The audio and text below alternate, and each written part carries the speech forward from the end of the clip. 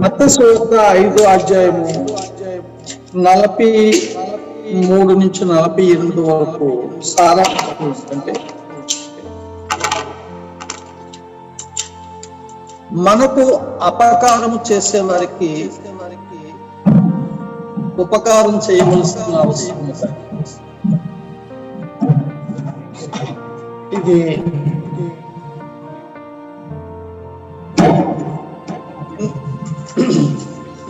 వినటానికైతే బాగానే ఉంటుంది, ఆచరణకి అందరికీ సహించదు. జ్ఞాపకం చేసుకోండి.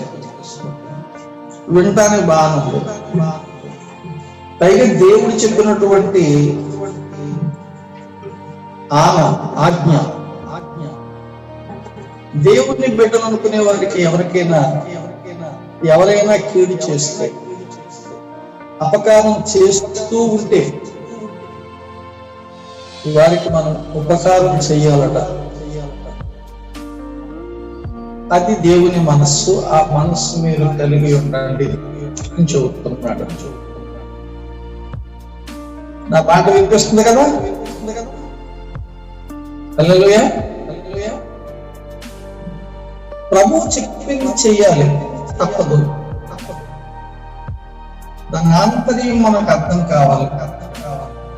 ఇక్కడ అంటాడు, మీరు పరలోకమందున్న మీ తండ్రికి కుమారుడై ఉండునట్లు మీ శత్రువులను ప్రేమించుడి, మిమ్మల్ని హింసించు వారి కొరకు ప్రార్థన చేయుడి. మీరు పరలోకపు తండ్రి పోలికలు మీరు కలిగి ఉండాలని ఈ మాట చెబుతున్నాడు. ఎంత విలువైన మాట చెప్పాడో చూడండి. చిన్న చిన్న వాక్యాల్లో మనందరినీ తప్పిపోయి ఆయన కృప పొందలేకపోతున్నాము. చిన్న చిన్న మాటలు అంటే, మీరు ఏ మాట అంటే చూడండి, చిన్న చిన్న మాటలు దానికి శాశ్వతమైనటువంటి మన జీవాన్ని పోగొట్టుకుంటున్నాము. ఆయన చెప్పాడు కనుక చెప్పింది చేయాల్సిందే. చూడండి, తల్లి పిల్లాడికి రాగులని పడుతూ ఉంటుంది, ఈ కషాయాలని. తల్లి చెప్పింది కనుక ఆ బిడ్డ తాగేసి వెళ్ళిపోవాలంటే, ఇంకా దానికి వేరే కామెంటరీ చేయకూడదు.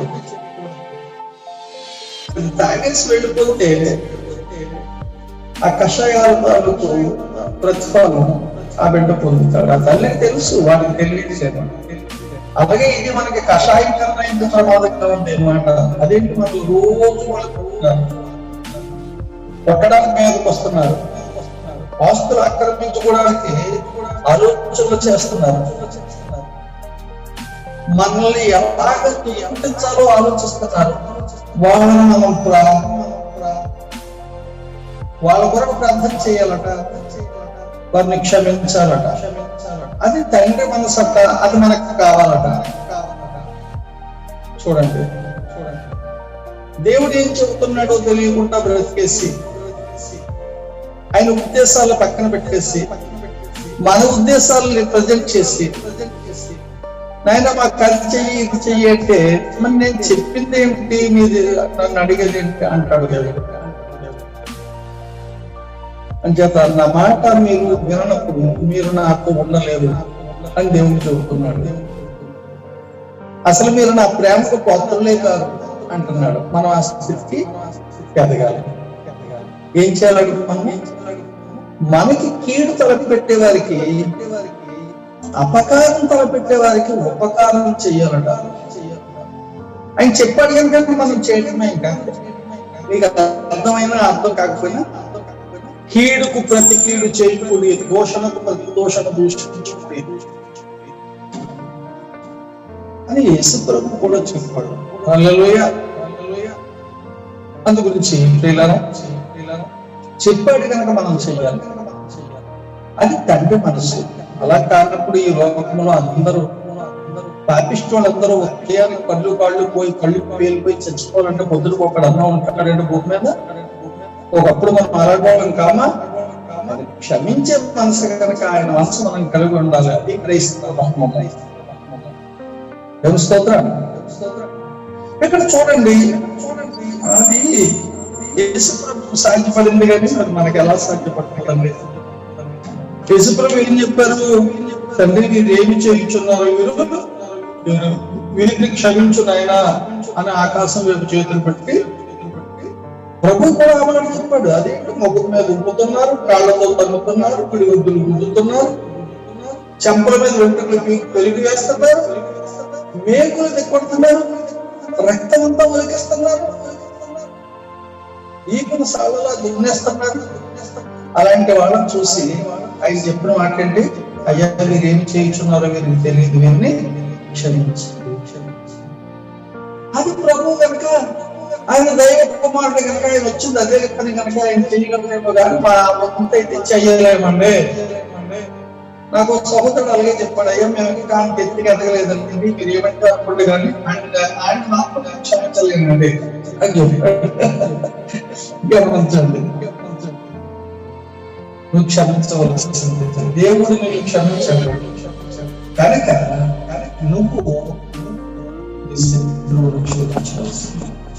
మీ తండ్రికి కుమారులే ఉండాలి అంటే మీరు అక్కడ చేయాలి, తప్పదు. చూడండి,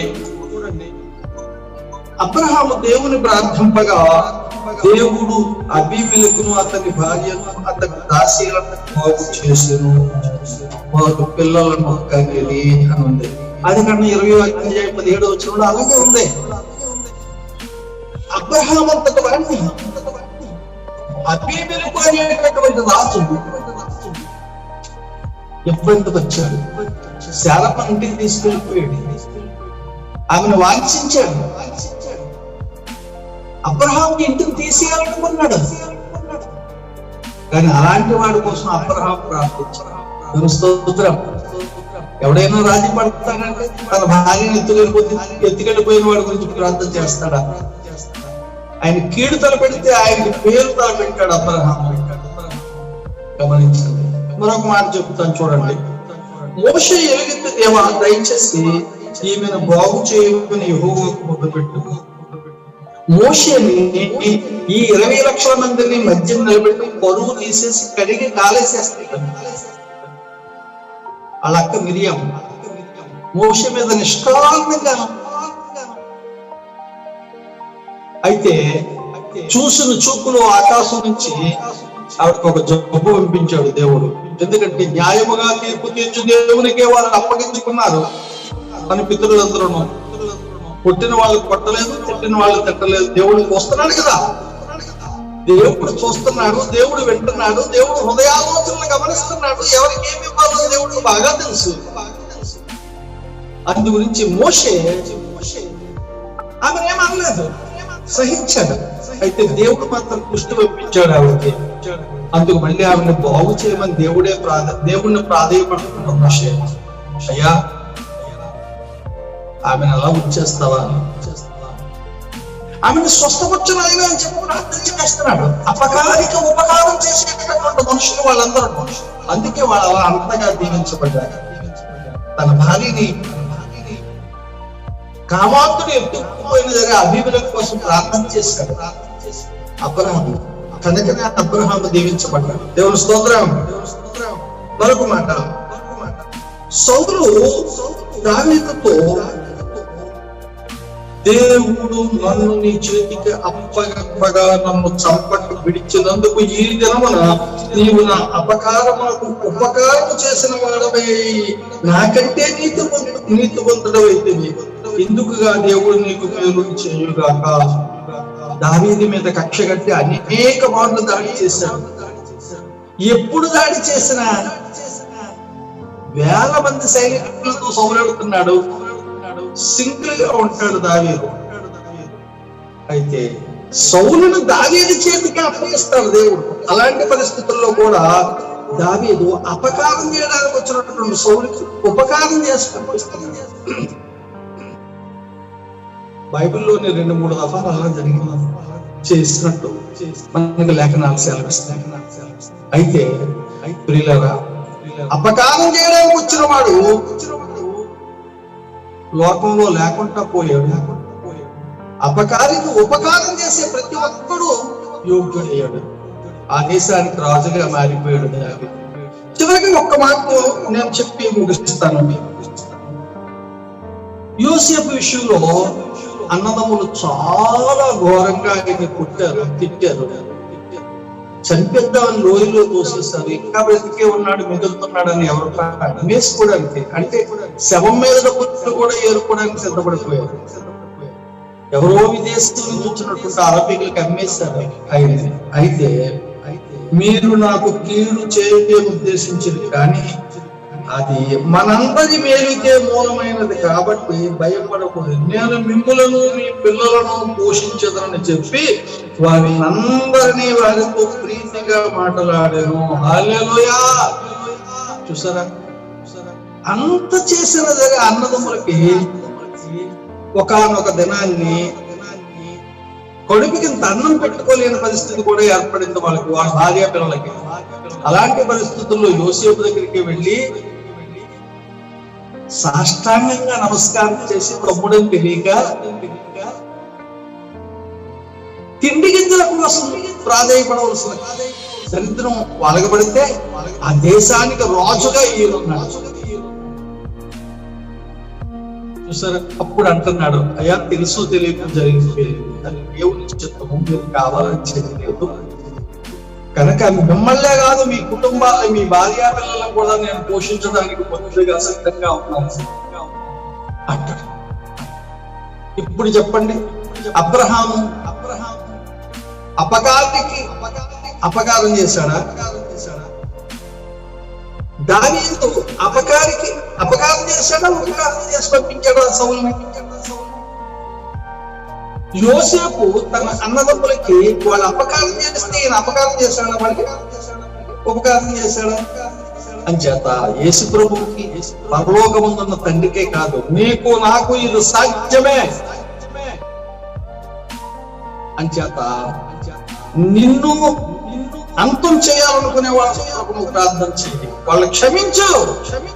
వాళ్ళ మీద నీకు కోపం రగిలేటప్పుడల్లా లేచి నిలబడి ప్రార్థన చేయి. వాళ్ళ కోసం ప్రార్థన చేస్తే నువ్వు మెంటల్ గా పీస్ గా ఉంటావు, మానసికంగా పీస్ గా ఉంటావు, సమాధానంగా ఉంటావు. ఇక ముగింపట్టావా, దేవుడు చూసుకుంటాడు వాళ్ళని, నీకెందుకది? న్యాయముగా తీర్పు దేవుడు అన్ని చూస్తున్నాడు. ఎవరికేమి ఇవ్వాలో వారి వారి క్రియాఫలాలు వాళ్ళకి దయచేస్తాడు. సౌలుకి దేవుడు దయచేశాడు, ఒక దినాన్ని లేకుండా చేసేసాడు. అబీమెలెకుని రాజుకు చేసేసాడు. ఇంట్లో వంశానికి ఒక్కడు కూడా లేకుండా వాళ్ళ గర్భాలన్నీ మూసేస్తాడు, ఎవరికి పిల్లలు లేకుండా చేసేసాడు. యోసేపు దుఃఖపరిచిన వాళ్ళందరికీ కడుపుకి తిండి కూడా లేకుండా చేసేసాడు. దేవుడు తీర్పు తీరుస్తాడు. అంచేత నీ శత్రువుని నువ్వు ప్రేమించాలి. దేవుడు చెప్పాడు కనుక మనం చేయటం, ఆయన చెప్పాడు అంతే. నీకు అర్థమైనా అర్థం కాకపోయినా చేయటమే అంతే తప్ప అన్యుల్లాగా చేతులు చాసి ఊరిక శాపనార్థాలు పెట్టి స్వకాలాపం చేసి అందరికీ నీ బాధలు కోవను పోయే వాళ్ళందరికీ నీ బాధలు చెప్పుకుంటూ ఉండడం కాదు. ఆ దేవుడు మనకు అలా చెప్పలేదు. అంచేత నా దగ్గర మీరు ఏదైతే విన్నారో, ఏదైతే చూసారో అలాగూ జీవించండి, అప్పుడు నేను మీకు తోడై ఉంటాను అంటున్నాడు ఫిలిప్పీ 4:9. మరి ఆయన చెప్పింది ఒకటి, మనం చేసేది ఒకటి. మన ప్రాంతం ఎలా వినాలి చెప్పండి? అన్యుల్లాగే మనం చూసారా, 2 కోడి పుంజులు, అయితే నువ్వన్నా ఉండాలి, లేకపోతే నేనన్నా ఉండాలని చెప్పి ఆటలాడుకుంటూ ఉంటే, ఆకాశంలో ఎగురు తొట్టుకుంటూ ఉంటే వీళ్ళేదో అదో ఏదో తేలిపోవాలంతే. అని చేత 2 దాటితే కోరిక వెళ్ళిపోతాయి. అన్యుల లక్షణాలు కూడా అవే, మనం అందుకోలేము. క్షమించాలి. అపకారికి ఉపకారం చేసేటటువంటి మనసు మనం కలిగి ఉండాలి. జ్ఞాపకం చేసుకోండి, హృదయంలో స్థిరపరచుకోండి. ఇలాంటి చిన్న చిన్న విషయాల్లో తగ్గిపోయి ఎంతో ప్రయాసపడుతున్నారు. వ్యక్తులను ఉపవాసాలు ఉంటున్నారు, ప్రార్థన చేస్తారు, బైబిల్ చదువుతారు, అనేకులకు సువార్త చెప్తారు. అయితే ఏదో బియ్యపు మూటకి మాకు బస్తా బియ్యం ఉన్నాయండి అనుకుంటే పుట్టు మీద కొనేది వస్తాయి, కానీ ఇంటికి వచ్చేసరికి చివరిన కన్నం ఉందట, కాళించని ఉంది.